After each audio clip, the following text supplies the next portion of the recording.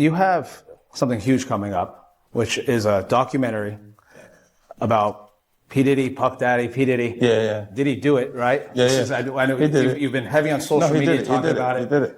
And I'm the only one who's been vocal about this long before. Puff was like, first he was amping him to get stopped. Then he was like, when we gonna get the chance to kick it, like we could just hang out, nigga. We gotta kick it. This is Puff. Okay. You're telling me we gotta kick it and shit. And he was like, why don't we go shopping or some shit? I mean, Goddamn. My outfit look like you know it look like this.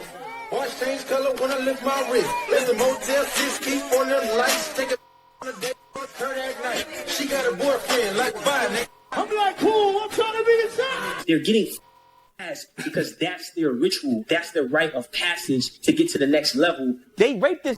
They rape this. Videotape it. Then when he in the meeting, they give him a shitty contract. They play the video of him getting by like 3. Everybody in the music. One single comment from 50 Cent just detonated a massive crisis across hip-hop. It pulled Diddy and Chris Brown into the exact same storm in one brutal sentence. What started as quiet online murmurs exploded overnight into a full cultural rupture. 50 Cent broke his silence with surgical precision, reigniting old allegations and turning them into something much heavier, a straight-up question of power and control. He doesn't speculate, he provokes. Leaked tapes, cryptic posts, resurfaced interviews, they're all colliding now. This isn't gossip anymore, it's raw exposure. When silence has protected the powerful for so long, who really wins the moment someone finally speaks? We get into the office, so we do the performance, like, we nervous, but we just do the shit. Boom, all right. He said, yeah, I like this too. I don't like this light-skinned nigga up there. This little nigga up there. Fuck nah. I said, that's just melted in that goddamn office at 12. I said, look, I mean, you fucked up. And you 12 years old. Yeah. But so, look, I gotta ask. Yeah. Your partner was dark-skinned? I mean, I gotta ask. Yeah, my brother. Long before Chris Brown topped the charts, his career path nearly ran directly through Diddy's Bad Boy Records, and then it stopped cold.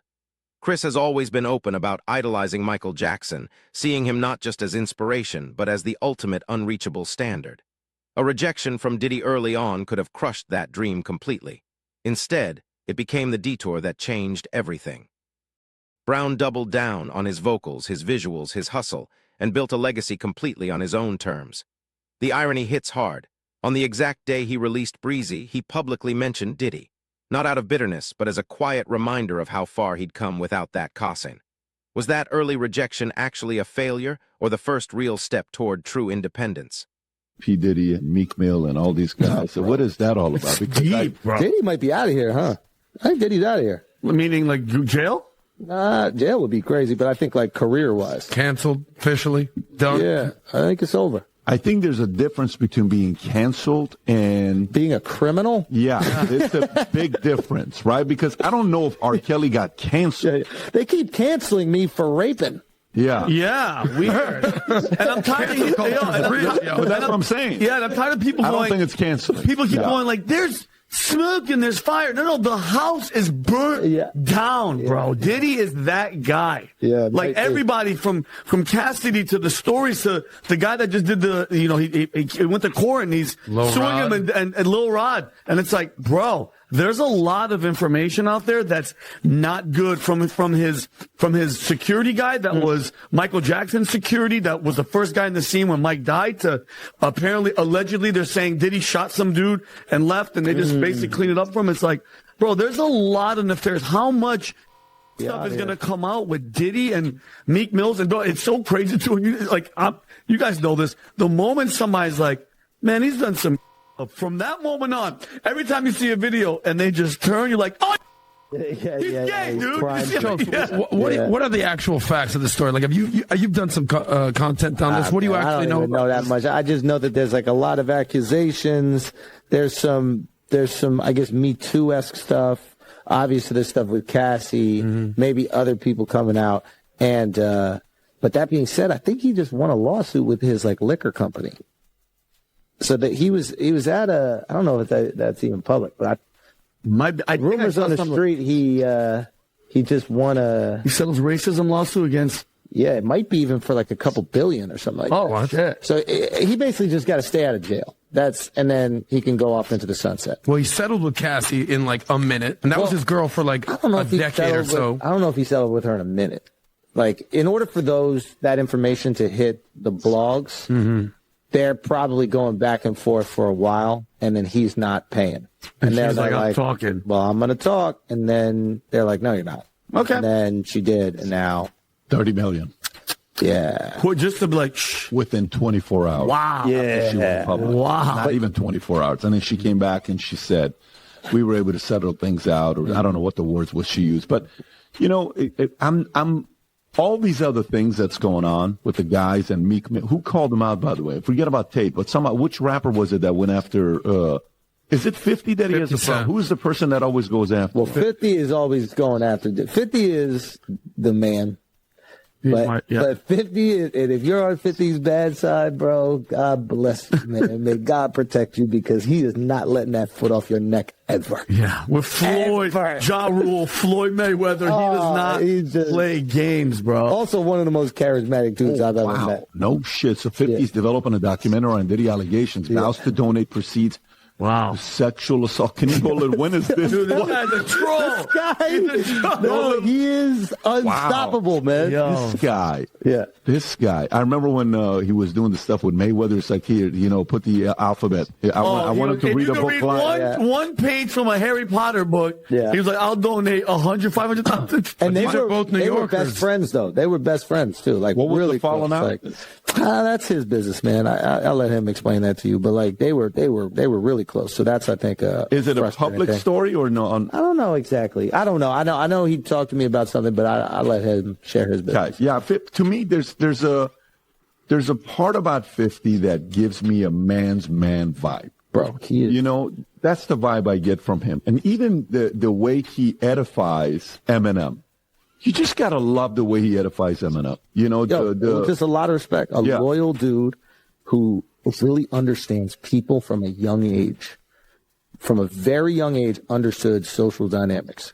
Like, he told me, he's like, yeah, when I was like 12 or 13, I was raised by like old heads, and I was just observing them. You don't get to talk a lot when you're with the old dudes. You're just kind of watching the power dynamics, watch how things work. Man, he told me some crazy story. I don't know if I can share, but I don't think he would be upset. He told me some story about, like, you know, when he first got out of prison or something like that. Like, he had like a crew of guys, and, you know, he went from being the dude, you know, on the block to potentially being lower now, because other dudes rise when you get locked up, but he still had his crew. So he was getting paid whatever he was getting paid to be part of the organization. And he said in the beginning, he started taking all the money that he was making, all the money that he was getting paid, not in the beginning, after he got out, and he would pay it to his guys, so his guys wouldn't think that he wasn't still the man. So he's making zero, right?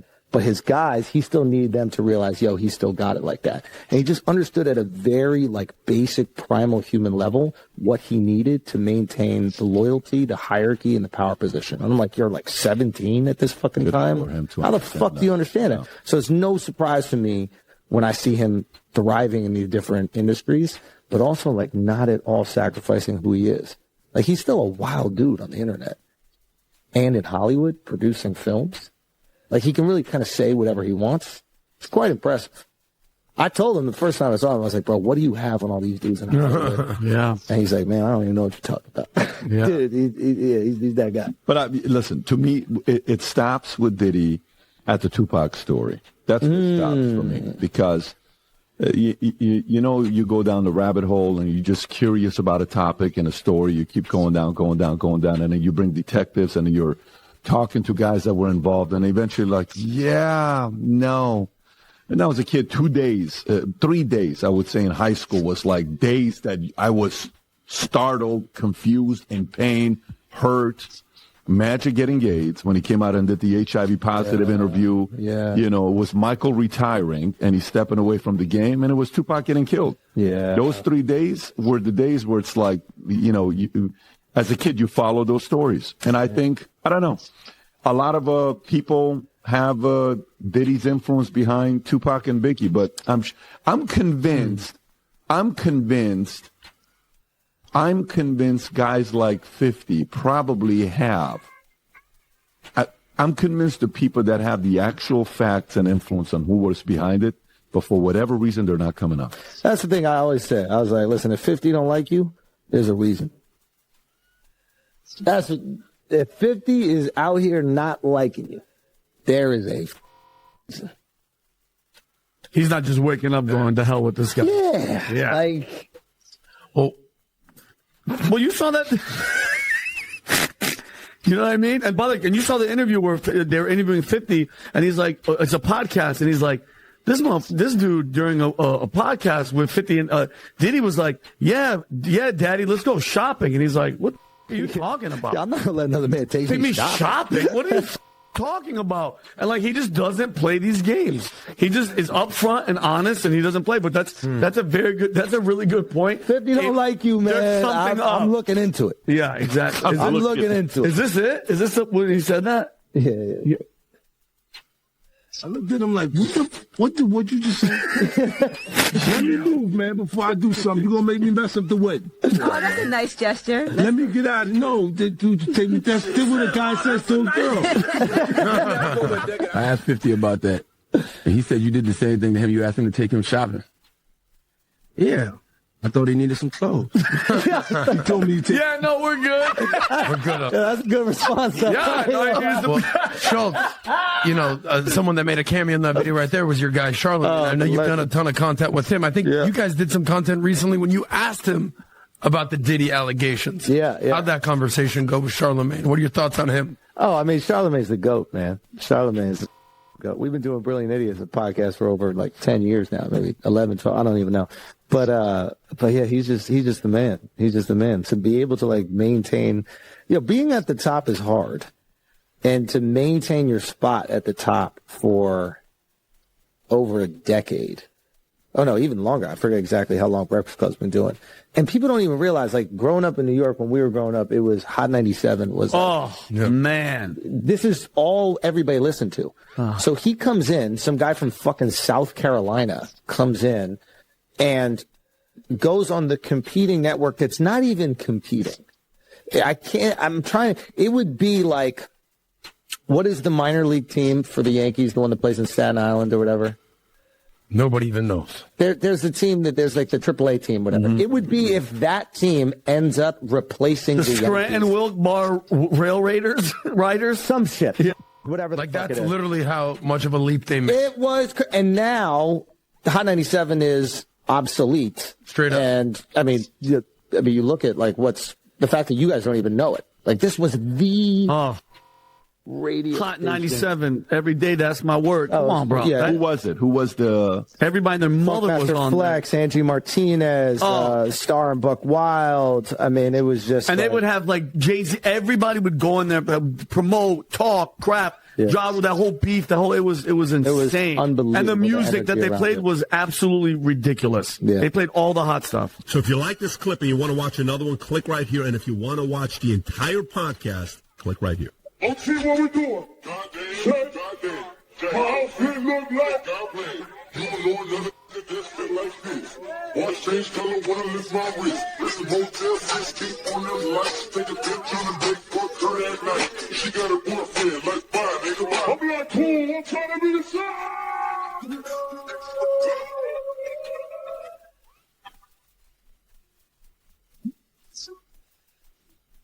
What used to stay hidden in backroom whispers is now blasting through mainstream media.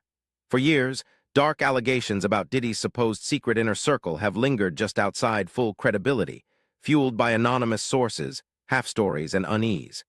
Now those whispers are getting louder. Podcasters, former associates, and even public figures are drawing unsettling parallels to other infamous power structures. No concrete proof has landed yet, but the emerging pattern is chilling. Control through silence, fear, favors, and excess that feels disturbingly familiar. As curiosity races ahead of evidence, the line between real investigation and wild speculation is thinning fast. When long-buried rumors finally go public, does the truth finally emerge, or does it just fracture into more chaos? Come on, man. Yo, We still here. We still doing it. Let's keep it going, brother. Happy to be here. Hey, I had to bring you back, man. The people love you, man. So, it's only right to bring you back. But I want to get right into it, right? Why do you think Diddy haven't been indicted yet? Listen here, bro. It's a term in the legal field that you could indict a ham sandwich. But the Southern District of New York has a 98.2 conviction rate. All right, for those who don't know, if you got 100 people, only 1.28 or something like that, 1.8, only 1.8 has won against them. So now, what they do, they already got the witnesses, they already got the people, because let me just say something. With the trafficking thing, it only takes one witness to convince the jury. One witness. And we know who that witness is going to be. Cass. She filed a civil suit against him. So it only takes one, in this trafficking charge, it only takes one witness. Now we got other people like Jonathan Odie, who was one of the workers, that he gave a testimony, or he gave some information to some agents that he was working, doing acts with Cassie, cross states, going back and forth, this, that, and the third. So it only takes one witness. So now, the reason they haven't went after for him, because there's more to get into. It's more to get into. It's not only trafficking, it's the guns, the alleged drugs. And I'm saying alleged because they haven't came out with any formal charges yet. But when they come out with some charges, bruh, and you hit it, the Southern District of New York do not play. And people don't play with them. So I don't understand why this stuff ever even got to this point, but it is what it is. It is what it is, bro. The reason they haven't came down and got him yet, they going through his taxes. You hear what he said? They had all the people that he did business with. That they're going to go through everything that he did with a fine-tooth comb. And when they set that and they get what they call discovery to his lawyers, he either say, I'm going to take the time, because if he go to court with it, 9 times out of 10, he going to spend the rest of his life behind bars. So the reason they haven't did it at this point, it's a lot of paperwork, bro. They got a lot of people working different angles. They got the drug angle. They got the tax angle. They got the, what else? They say the drugs, the tax, and then they got the guns that were found. They got to do a trace on the guns that they were found in the house. And then if you got 250 cameras, there's a lot of footage that them agents got to go through. So they got a lot of work to do, bro.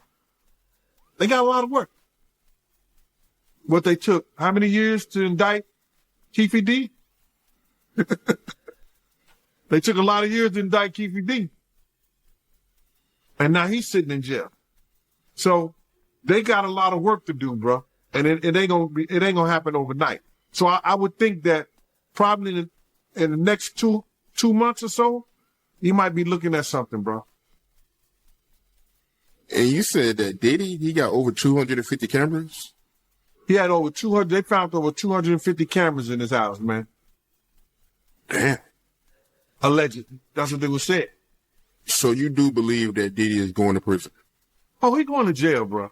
And I don't wish jail on nobody, on the for real. I don't wish jail on nobody. You understand? But they already got their star witness. And you only, for one charge, for the sex trafficking, you only need one witness. One witness. That's crazy. I don't believe R. Kelly, you see what they did to R. Kelly? He went to jail for sex trafficking. He was dating those girls. Those girls was living at his house. Those girls was going back and forth with him willfully. How the hell did he get trapped? And Diddy don't. Based on Cassie's paperwork. In the middle of Diddy's entire narrative starting to unravel, Chris Brown's old rejection story suddenly feels loaded with meaning. What was once just industry side note now reads like a symbolic warning in a much larger scandal. Some fans see it as fate stepping in to protect him. Others think the timing is too perfect, pure strategy to create maximum distance from a sinking ship. Either way, the contrast couldn't be sharper. Diddy under heavy fire and scrutiny, while Chris Brown is quietly experiencing a career resurgence. In an industry where who you stand next to can define or destroy your destiny, sometimes the smartest move is the one you never made. Absence might have been Brown's greatest shield all along. This is a boxer. His name's Twan. He's from our neighborhood. He was married to Tanisha Arnold. So the broad played Pam on Martin Lawrence. We went to the party with her. I mean, it was a matter of fact, it was a set it off party. Jada Pickett, Biblical Fox, all of them was there. You know what I'm saying? It was just seemed like Puff and Tupac was like a couple, seemed like to me. It was just a lot of weird shit going on, you know what I'm saying? The vibes ain't there. I guess that's what Tupac was talking about, the Illuminati and shit. It's like Vivica Fox was with this big gay man. He was 6'9". They called him, his name 6'9". He had the red hair with big old booty and shit. Nobody was gay no more. What the fuck is going on here? It's just a lot of weird shit, dude. You know what I'm saying? It ain't right. You know what I'm saying? I guess that's what Tupac, I guess he wanted to get up out of the Illuminati or something. But I seen it the other. Matter of fact, MC Light pulled off with Tanisha Arnold. You know what I'm saying? In her brand new 560. Black one. Yeah, that shit weird, dude. Yeah, that's some weird ass shit going on, you know? Yeah. And what was Tupac doing at the party, yo? Him and Puff was there together. They was there, you know what I'm saying? That's why I don't know how they fucking fell out or nothing like that. They was road dogs, you know what I'm saying? They even got pictures of them. He got on that blue sweater with the turtleneck, him and him hugged up like this with the black hat. Have you ever seen that picture? Nah, I don't recall, but I'm pretty sure I came across it. Yeah. That picture there, they was at that party that day. Yeah, it's just like a bunch of weird shit. That whole fucking, yeah, that shit weird, dude. Yeah, bunch of, it ain't right. You know what I'm saying? I'm not no gay basher or nothing. I mean, none of that shit. That shit ain't right. You know what I'm saying? That whole party was weird out. Yeah, it was Jada Pickett. But You saying the whole party was weird. What did you see at the party that made it weird? I mean, I'm confused. I guess it was the Illuminati. It's just weird. I know I wouldn't want to be part of no shit like that. You know what I'm saying? You know, I'm from the old school, dude, and that shit wasn't really tolerated with my generation. You know what I'm saying? Yeah, hate crime, yes, but it's more tolerated these days and nothing like that. It's more, you know what I'm saying, more open now, you know what I'm saying?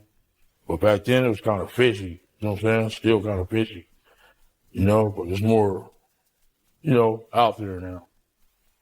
The incident y'all had with Warren G and Kid Frost. Tell me about that, my man. Okay, Kid Frost had gave a party at the House of Blues. One of our big homeboys wanted to go with us. See? So he went with us and he said, "Ooh, you gonna have fun." In both Miami and Los Angeles, we're not sure about the charges yet. Right. But it's looking bad. It's looking bad. Now, murder, you went in on him. Was it part 3 of the 2023 wrap-up? Yeah, it was part 2 of the wrap-up. Oh, my bad, part 2? It was part two of the wrap-up this year, man. Okay. It was part 2. What do you guys think about what's going on? You want my honest opinion? Yeah. I think, like, people like, cause we entertainers, we rappers, musicians, actors, we in a position where we're lucky. We're blessed. You know, if you believe in higher power, if you don't, whatever, you blessed. Definitely do. Right? God So is you're good. blessed. So I think like outside looking in, you look at P. Diddy, you like, yo, this dude is a billionaire. And then it's like, all right, cool. When you catch a case and you got all this shit going on, people look at you like, yo, you stupid. Yo, what the fuck you was doing that for? Wrong or right. If you didn't do it or if you didn't do it, that's what people is going to do because they look at you like, yo, you in a position. Because there's people in the hood that wish they was in a position like you to be an entrepreneur. The same thing as Kanye. Like with the Kanye West niggas ain't been the same since he did all that shit. But he might look at it like, fuck it, I'm Kanye. I could do what I want to do. But at the same time, there's people that look up to you that want to go to the store and purchase your sneakers and want to fuck with you and look up to these dudes. So it's like, you know, that's like a nigga in the hood that catch a stupid case. Niggas like, yo, that nigga was stupid. That nigga was on the block. It was Thursday. Tuesday and Thursday, you know, Taz out. It's the same type of shit. So if you got a certain amount of money and people, because there's more people that don't got it that do got it. We agree, right? Yeah. Of course. Right? Definitely. So people in the hood that don't got it is like, yo, Diddy is stupid. That's what niggas is going to say. Because they wish they was in a position where they was a billionaire. And then you're going to have niggas that side with them, industry niggas that got money with them, and it's going to say whatever they want to say, politically correct. The shit about me and Murder and 50 is we not politically correct. I never had industry friends. Yeah. So for me, it's weird to even be friends with rappers. So I don't care. I never got no money with P. Diddy. You got to understand, me meeting P. Diddy, 50, that's the meeting that 50 said, yo, we going to meet P. Diddy just because of the Biggie shit, but I'm not that. And he sat down and was scared of Preem and them. So you got to understand, people don't understand the history of 50 and Diddy and what really happened in hip-hop and how is hated niggas, and we always been hated. You understand? But I came in the game with this nigga. That's why niggas say, yo, you loyal. Nah, nigga, there need to be loyal niggas in the world. If you came in the game with a nigga, you put your lights on, that's the nigga you gonna with. So I never been to, like I said, a P. Diddy party, a nigga Jay-Z brunch. I never been to that. I know I'm never gonna be. And it's cool. You gotta accept some things in life. You understand? But with P. Diddy, like, come on, nigga, like, what do you think is gonna happen when you got $1 billion and you just fucking with random hoes, supposedly? When 50 Cent speaks, it's never random and rarely harmless. With his trademark mix of calculated humor and cold menace, he reframed the whole situation, not as isolated scandal, but as a full system. A machine that runs on fear, traded favors, and enforced silence at every level. His offhand mentions of more tapes still out there weren't empty threats. They were straight reminders of existing leverage. 50 isn't chasing viral moments here. He's openly challenging the hierarchy. He's exposing exactly how certain untouchable figures stayed untouchable for decades. By doing that, he shifts the entire conversation, from one person to the whole structure propping them up. If real power depends on secrecy, what happens the second that secrecy collapses? I'm sorry, I'm a little upset about it, because Al B. Short just came out of his coma, and I've been talking to Al, and we've been texting back and forth, and I'm just glad that he's alive. Text. Oh, yeah. Yeah. Yeah. But when you think about Kim, I was thinking to myself the other day, Uptown Records started with 5 people. Andre Harrell, Al B. Shore, Heavy D, and Puffy. And Kim was the longest working employee because she was there from the very beginning. She was Andre's personal assistant. Kim is dead. Heavy D is dead. Andre Harrell is dead. The only 2 left are Puffy and Al almost died. Isn't that interesting? That is interesting. Heavy D was found dead, face down in the heart attack. Andre Harrell, heart attack. Kim died from pneumonia, but there's the first coroner's report that said that she died. it was ruled a homicide, and they found toxins in her body to prove that she had been poisoned. You know, they have poisons that create heart attack and pneumonia-like symptoms. And then right after that, Al had a meeting, and I was going to meet up with him because we were in Vegas. And then the next thing you know, you want to know what they all had in common, though? The survivors and the late of Uptown Records, they were all writing tell-all books. Andre was writing a book right before he died. Heavy D was working on a book before he died. Kim Porter was working on a book before she died. And Al B. Sure was working on the documentary of his life. And then he goes into a coma. Has Puffy ever been in a coma? Has anything happened to him? He must be the luckiest motherfucker, because it seems like everybody that worked at Uptown Records from the very beginning. Come on. Just him.